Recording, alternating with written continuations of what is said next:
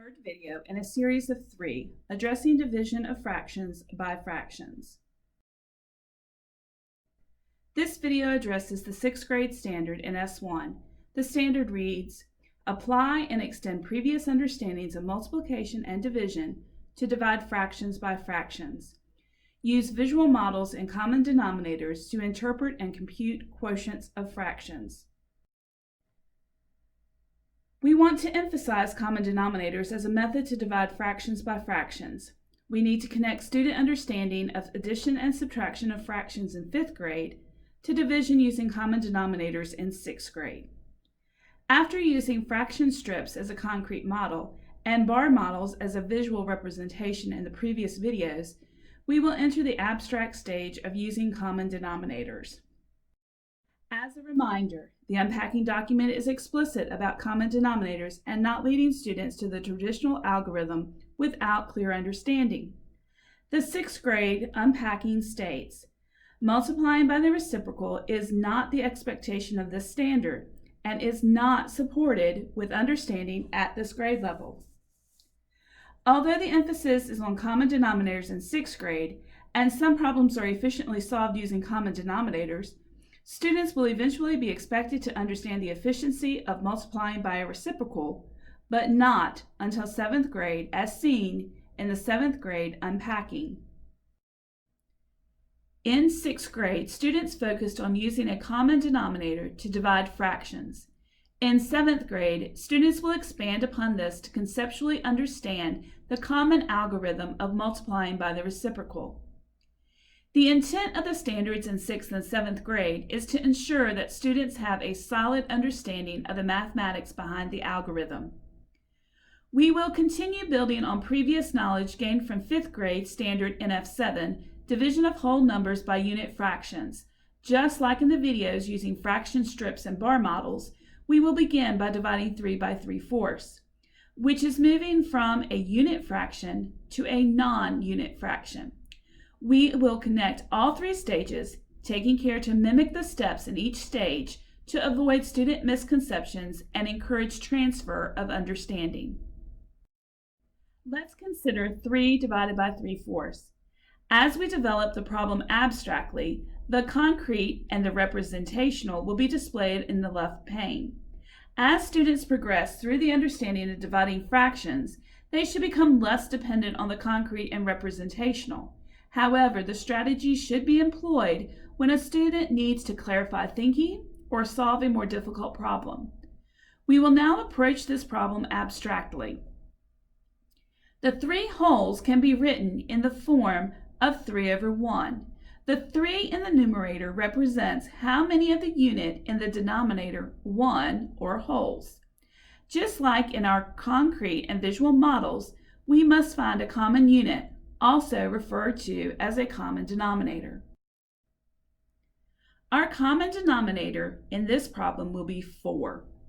4 is divisible by both 1 and 4. Previously, we modeled decomposing the 3 wholes into fourths. We know that there are 4 fourths in a whole, and we have 3 wholes, so that will be equivalent to 12 fourths. This can be represented by 4/4, which is equal to 1. Therefore, 3/1 times 4 fourths equals 12 fourths. The identity property of multiplication supports the concept that any number multiplied by 1 is equivalent to the original number. Keep in mind, students have an understanding of how this property works from earlier grades, but they have not named the strategy as a property. Some teachers suggest drawing an outline of a 1 around the fraction to acknowledge the fraction is equivalent to 1. Now that we have common denominators, we divide as we did in the concrete and the representational stage. 12 divided by 3 equals 4, and 4 divided by 4 is 1, which is 4/1, which is equivalent to 4 wholes. As we move on to the 6th grade standard, let's consider 2/3 divided by 2/9.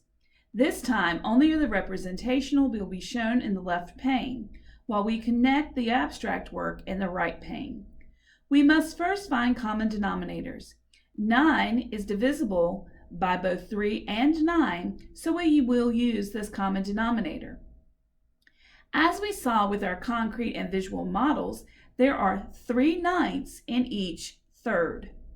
Therefore, we can multiply by 3/3, which is equivalent to multiplying by 1. This is important since the value must stay the same as we convert the fraction to another form. Therefore, 2/3 times 3/3 equals 6/9. Now that we have the common denominator of 9, we can divide. As seen previously, 6/9 equals 2/3, so we can express 2/3 divided by 2/9 as 6/9 divided by 2/9. 6 divided by 2 equals 3, and 9 divided by 9 equals 1, leading to the quotient of 3/1, which is equivalent to 3 wholes. Let's consider 3/4 divided by 2/3.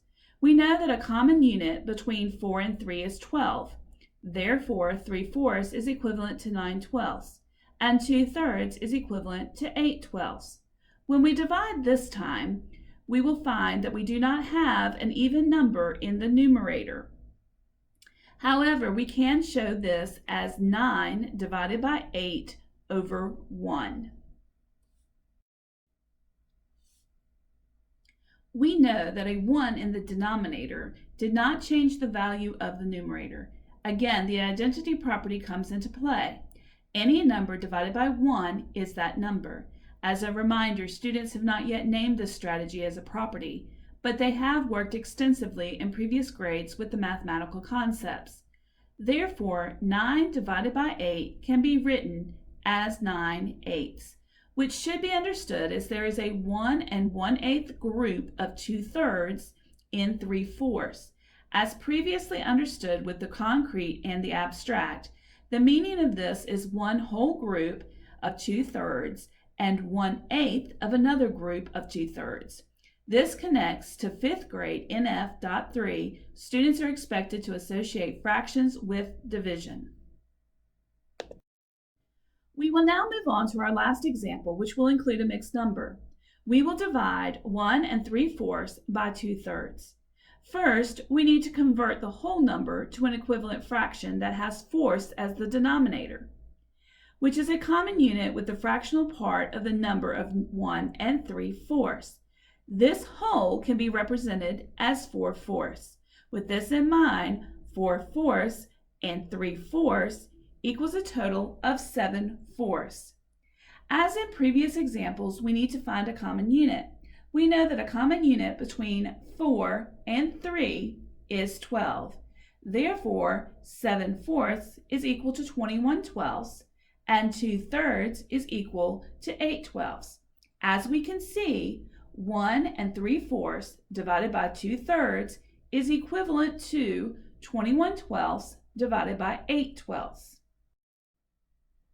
Now that we have common denominators, we can divide the numerators and then divide the common denominators. Since we will not have a whole number in the numerator, we will represent the division as 21 divided by 8 over 1 as the denominator. We know from our previous examples that a 1 in the denominator did not change the value of the numerator. Therefore, we can express this as 21 divided by 8. When we divide, we find that 2 5/8 as our quotient. We have found that 1 3/4 divided by 2/3 is equivalent to 21/12 divided by 8/12. When we divided with common denominators, we found 2 5/8 groups of 8/12 in 21/12, which is also 2 5/8 group of 2/3 in 1 3/4. Keep in mind, we have shown all the thinking involved in the algorithm as we discuss this strategy. As students begin to build fluency, it is not expected that they show all the work shown in this example. However, omitting some of the explanations should only occur after students have proven their understanding of the concepts behind the algorithm. As shown in this video, Students are required to use visual models and common denominators to interpret and compute quotients of fractions.